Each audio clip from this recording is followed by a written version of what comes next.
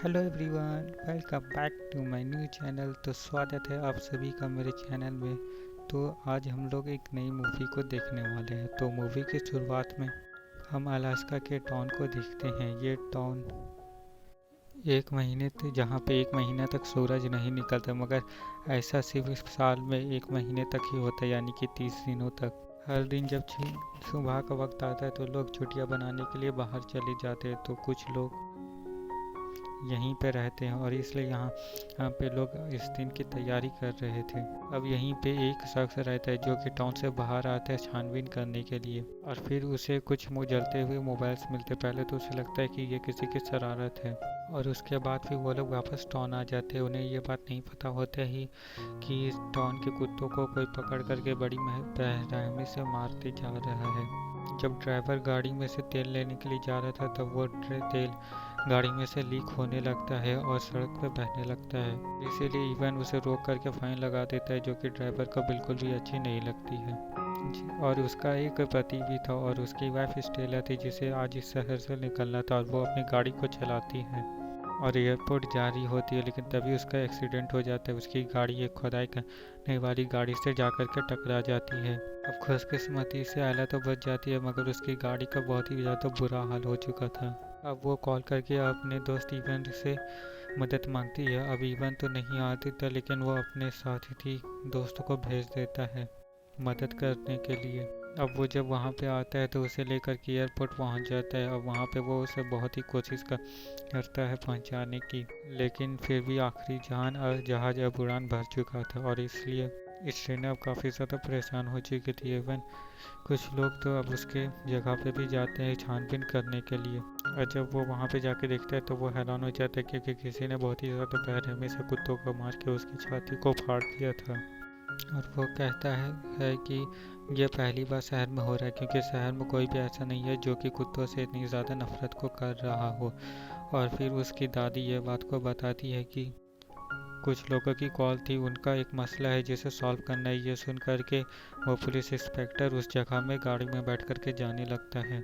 वो इंसान कहता है कि मेरा हेलीकॉप्टर काफ़ी वक्त से गैराज में ही खड़ा था, लेकिन आज किसी ने उसे के पुर्जे को बहुत ही खतरनाक तरीके से तोड़ दिया है। एक जरा लायक नहीं छोड़ा उसने।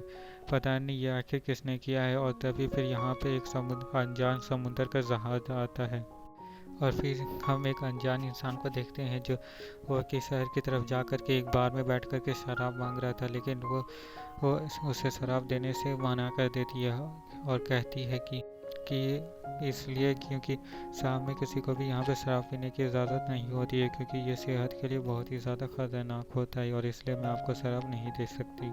और वह कहता है कि मुझे कच्चे मांस भी को चाहिए, और वह उसके हाथ को खाने की कोशिश करने लगता है, जिसके बाद वहाँ पे इवन भी आ देता है और उसे गिरफ्तार करने लगता है। अब हम एक बूढ़े इंसान को देखते हैं जिसे बहुत ही अजीबोगरीब आवाज़ें आ रही थी, जिसके बाद फिर वो अपना टॉर्च लेकर के बाहर जाता है उस आवाज़ का पता लगाने। तब वहाँ पे उसे बहुत ही अजीबोगरीब चीज़ें देखने लगती हैं, और अचानक से वो उस बूढ़े इंसान के ऊपर हमला कर देते हैं और सारे खून को उसके बॉडी से चूस करके पीने लगते हैं, जिससे कि उसकी जान चली जाती है। उधर फैक्ट्री में 3 वर्कर्स अपने काम करके अपने घर जा रहे थे, जहाँ पे वो लोग दोनों काफ़ी हैप्पी भी थे।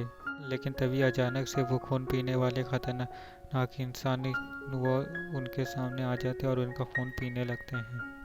और फिर जो वहाँ पे एक वर्कर लड़की थी, वो किसी तरह से अपनी जान बचा करके वहाँ से भाग जाती है, और उसमें एक इंसान जिसको पकड़ा गया था वो बताता है कि मुझे इसके बारे में कुछ भी नहीं पता है। बस वो यही कह देता है कि यहाँ पे सारे लोग मारे जाने वाले। तभी वहाँ पे सारी लाइट्स कट जाती है, जिससे कि वजह ऐसे वहाँ के टेलीफोन लाइट्स भी कट जाती हैं। इवन वो जब गाड़ी चलाते हुए बाहर आता है तो उसे सड़क पे बहुत ही ज़्यादा खून नजर आता है, और जब वो अपनी टॉर्च को ऊपर करके देखता है तो वो काफ़ी ज़्यादा हैरान हो जाता है, क्योंकि वहाँ पे एक बूढ़े इंसान का सर काट करके रखा हुआ था। और फिर वो दोबारा से जल्दी से शहर में आता है, शहर के लोगों को बता देता है कि सब कोई अपने घर में रहे, क्योंकि बाहर में बहुत ही ज़्यादा ख़तरा है, और अगर किसी एक के घर में जनरेटर नहीं है तो भी वो अपने घर में ही रहे, क्योंकि बाहर में बहुत ही ज़्यादा ख़तरा होने वाला है।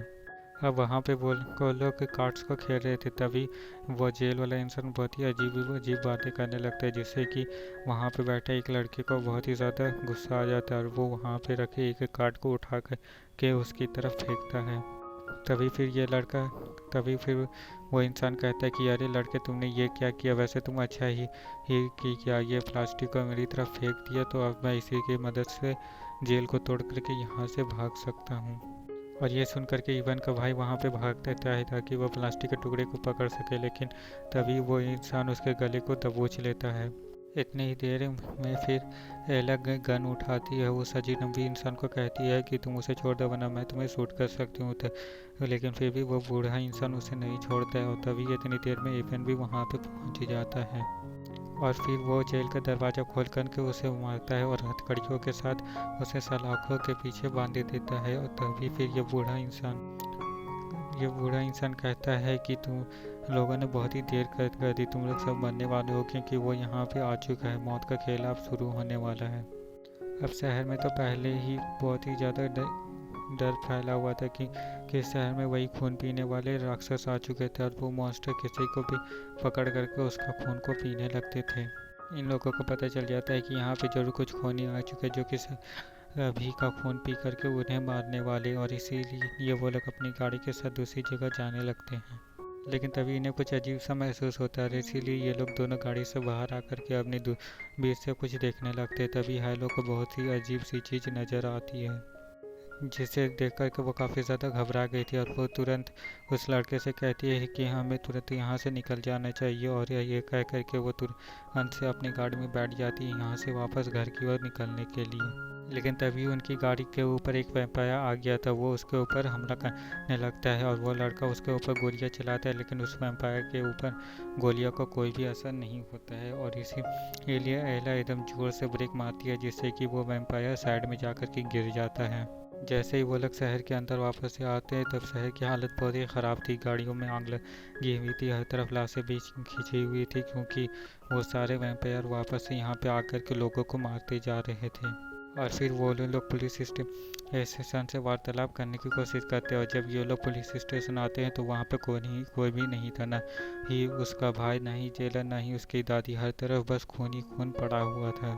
फिर सिर्फ एक ही इंसान वहाँ पे जिंदा था, वो जो जेलर में बंधा हुआ था। वो उसके पास जाता है उसे मारने के लिए और उससे कहता है कि यहाँ पे आखिर क्या हुआ, और वो कहता है कि वो लोग वापस से यहाँ पे आ चुके हैं और वो लोग किसी को भी नहीं छोड़ेंगे और मैंने बस उनकी थोड़ी सी मदद ही की है। वो यहाँ पे वैम्पायर्स की बात कर रहता है ना, इसे कहती थी है कि मत मारो इसे मारने से कुछ भी नहीं होगा, और इसलिए वो उसे बिना ही मारे यहाँ पे जिंदा छोड़ करके यहाँ से चलाने लगता है। और फिर हम यहाँ पे बाहर में वैम्पायर्स और उनके लीडर्स को देखते हैं जो कि छुप छुप के पहले हमला कर रहे थे, लेकिन तभी उनका लीडर कहता है कि अब हमें छुप छुप के हमला करने की ज़रूरत नहीं है, अब तुम्हारा जैसे भी मन करता है वैसे तुम लोगों को मार करके उनका खून पीना चालू करो ताकि ज़्यादा से ज़्यादा लोग इस वक्त मर सके। लेकिन हाँ, ये बात याद रखना कि इन्हें मारने के बाद इनके सर को काट देना ताकि ये दोबारा से वैम्पायर ना बन सके और हमारी तादाद हमेशा उतनी ही रही जितनी की है। और ये कहते ही ये टाउन के बाकी लोगों के ऊपर हमला कर देते हैं, कुछ गन से रोकने की कोशिश करते हैं, लेकिन ये लोग किसी भी तरह से नहीं रुकते और बड़ी ही बेरहमी से लोगों को मारना चालू कर देते हैं। और अपनी हिफाजत करने के लिए लोगों के पास गन्स थी, लेकिन उसकी गोली का इन लोगों के ऊपर कोई भी असर नहीं हो रहा था। इवन स्टेलर दूसरे घर में आते जहाँ पे उसे उसका भाई सही सलामत मिल देता है, जिसको देख करके वो पुलिस इंस्पेक्टर बहुत ही ज़्यादा खुश हो जाता है।